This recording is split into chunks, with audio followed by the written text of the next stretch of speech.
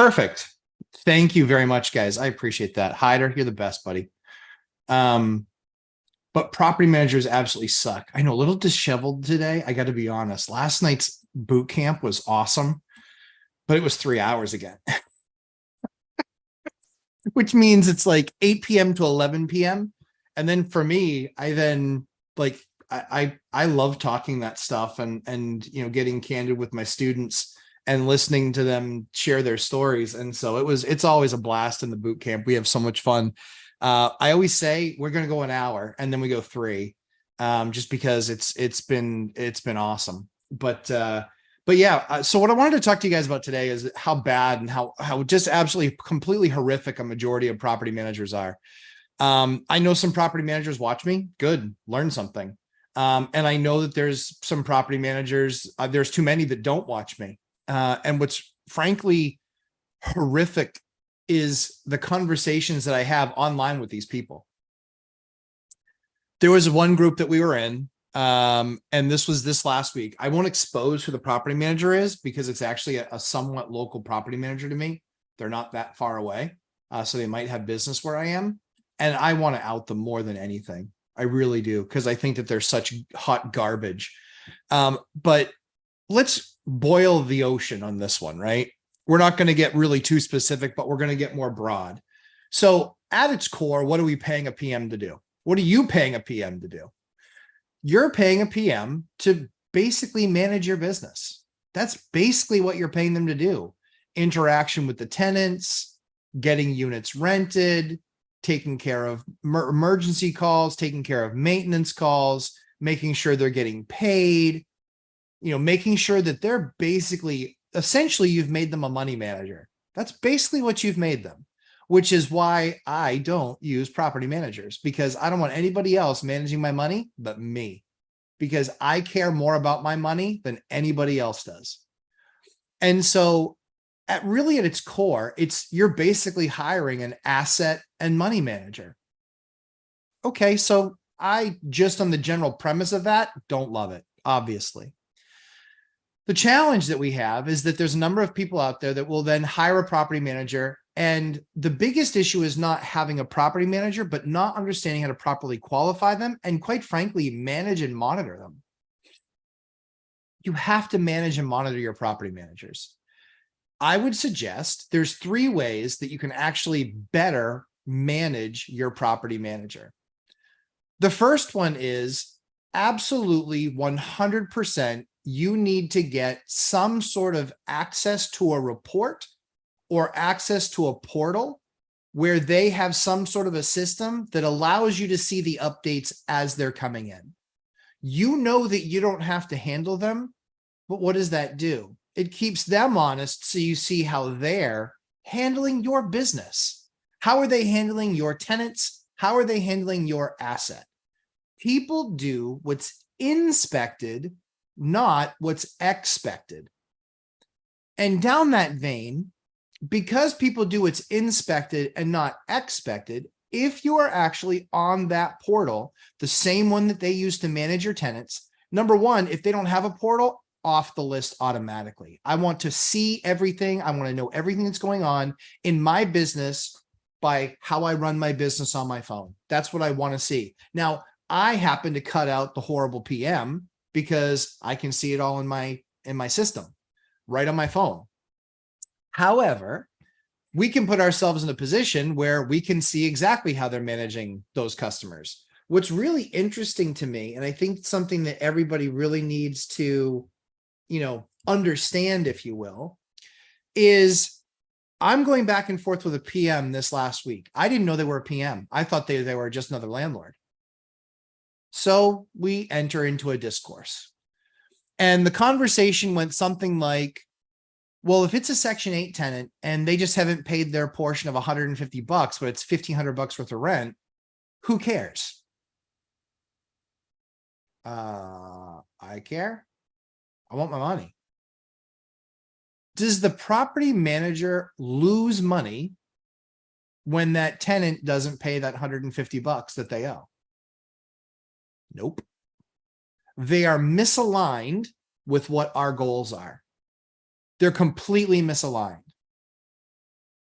How are they not caring? This is literally what this landlord said to me. She said, it's 150 bucks. Big deal. Yeah, it is a big deal because it shows them, it teaches the behavior that money's not important. Your responsibility isn't important.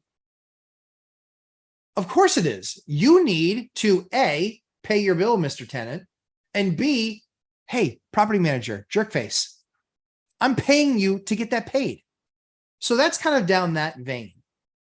Now, I can understand that maybe I can help change some people's perspectives. Awesome. I can help change perspective. Fantastic. I hope to do that for landlords based on the experience that I have.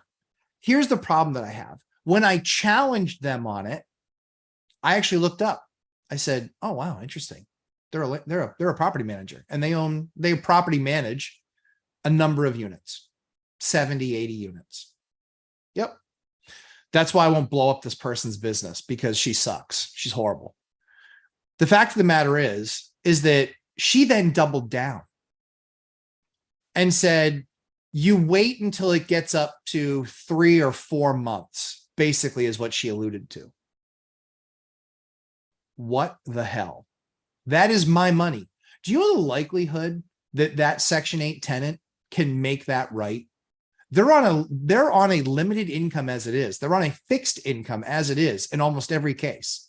And if they couldn't pay the 150 and they were getting away with it, I promise you, when it gets to 450 or 6, they ain't going to pay it then. And then you're going to have to evict them. And then you're going to go through the long, lengthy process of evicting a Section 8 tenant.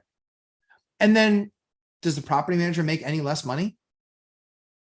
Are they somehow not paying fees? No. You're paying them more fees because now they're spending more time managing that process. What is going on? What a garbage PM. So the first thing is we've covered that first rule, which is I want to be on the portal just like they are. I want to see the things that they're doing. I want to see how they're interacting with their customers or my customers, my tenants. I want to see how they're doing that because it's not directly correlated how much they get paid to the level of service they're providing. That's the first issue. Second issue, they are your asset and cash managers, just like what I talked about. The fact that somebody would say to a tenant that that's not due or that that's not a problem. If you're not on some sort of a portal, shame on you. And you should probably hire a different property manager. But number 2 is you need to be looking at your financials more astutely than you would if you were the ones managing them. Because again, you are entrusting a PM to manage your business. And that 150 bucks might not make a lot of difference to them because it doesn't impact their pay. If it's a $1,500 rent and it's $150, that's 10%, right? How many assets do you know now that make 10% net? There aren't many. There aren't many that those PMs hold because the PMs are taking more than half of your money. If you're making 15%, let's get crazy, and you're making 15% on your asset, that's your gross. Your net after you pay them is probably 7, maybe 8. Well, that 150 bucks you didn't get paid, it doesn't cost them anything. It just put you in the negative. It just made that property a loser. And for what reason? All you've done is create the opportunity to have a massive loss. Thousands of dollars, likely wiping out a year or 2 of revenue. This is what we're talking about, guys. And it's because of a bad PM. The bad PM says, I don't care about the 150 bucks. It's fine. We'll just try and catch it up when it's 300 or 450. Then it's worth chasing. That person's not going to be able to pay that back. I have never in my entire experience with Section 8 ever seen any tenant that stopped paying their portion ever get caught back up. Ever, never, ever, never. Never happened. Never happened. So why on God's green earth will we create the opportunity for them to then fall behind? And then when they fall behind, then not manage to getting it taken care of. If you're working with a good housing authority, they will likely help you with that. And I report it to the housing authority right away. And I say, hey, this person has not paid their rent. I just want to make sure you know that I'm serving papers. And they're like, oh, yeah, right away. If it's somebody that you can have a conversation with and they say, I'm so sorry, something happened, but I will pay it in 3 days, in 5 days. And then when they pay it in 3 or 5 days, okay, fine, no problem. No problem.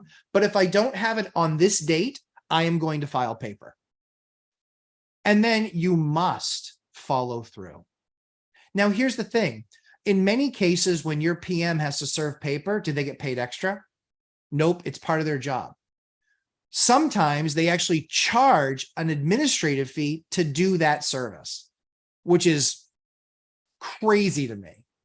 It's absolutely crazy, especially when they're doing those bad behaviors that set you up for that issue in the first place. So what we talk about the first one is be on the portal, understand exactly what's going on, making sure that they're following and seeing the things that they're doing and that you're seeing those things in real time. Second thing is, it is your money. Make sure that they are managing your money the way that they should and that you are somehow understanding and keeping track of your money, because they are not directly, if there's no true correlation there to what they get paid and the fact that a tenant might have not paid that piece. And then if you start adding late fees on top of that, I mean, come on, it's a slippery slope. Nothing is ever going to happen. And so the third best way to manage your property manager is be active. Actually manage them. You have the portal, you have the financial reports that you see, and then what do you need? You need to manage them. You need to be on the phone with them. If they sound like they're getting fatigued taking your phone call, do a better job. Not you, them. Do a better job. This is the stuff that people mess up. This is, quite frankly, why my course, even though I teach you how to self-manage, I teach you how to insource property management, I teach you how about construction and working with code officers. Guys, when I've left it, I have had some property managers in the past. I did. And they were awful. And they were, the inspector would show up and say, yeah, I was there to meet them, and they didn't show up. Guys, they need to be managed. And if they're not doing the job, you're paying them far too much money to do a bad job. So that's the whole reason I made my course the way that I did. I want you to be able to manage your properties yourself. At the worst case is teach you how to manage people that do construction and do this type of work of managing tenants. At least teach you what things should cost, what the process is, insourcing property management so you can do things a whole lot easier, cleaner, and faster. Set your PMs up for success. That's what I do in my course, where I say highly document your units. When you put that high level of documentation together and you're able to hand that to a property manager, it makes their job a whole lot easier, much less touch, and likely sets you up for the opportunity to drastically reduce their rate if you like them as a PM, because you've done so much of the work for them. And again, let's face it, what are you really paying them for? You're paying them to manage your business, and you're just becoming a CEO and you just oversee the overseers. Well, they better be reporting on a regular basis. You better see what's happening. And I'm not saying that you need to do this for 20 years, but until you find an amazing property manager where you actually have a process that fits what you're trying to do, you better be doing this. You better be doing this, because people do what's inspected, not what's expected. And if you want to hang on to more of your money and not have to have twice as many rentals as I have to make the same amount, think about that.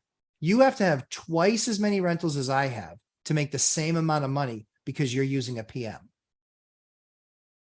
I'd rather teach you the skills of how to insource property management and actually create a team so you can then truly understand the value of self-management and recognize that most PMs out there are absolute hot garbage.